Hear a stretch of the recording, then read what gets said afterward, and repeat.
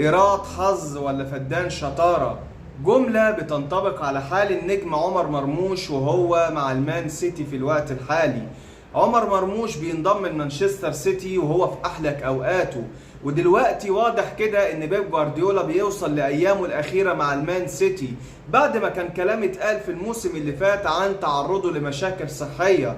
يا ترى مانشستر سيتي هيعمل ايه في المرحله اللي جايه، وخاصه ان بدايه من الموسم اللي فات هو عمال يخسر كل البطولات اللي بيشارك فيها، سواء كان البريمير ليج او حتى كاس الاتحاد الانجليزي او دوري ابطال اوروبا او حتى كاس العالم للانديه. يا ترى مانشستر سيتي هيبقى ايه وضعه في المرحله اللي جايه؟ وهل تجربه عمر مرموش مع المان سيتي على الرغم ان اللاعب بيأدي وبيعمل كل اللي عليه وبيقدم افضل اداء، هل مانشستر سيتي هيفضل في الوضع السيء ده كتير، ولا هتحصل المفاجاه للمان سيتي في المرحله اللي جايه؟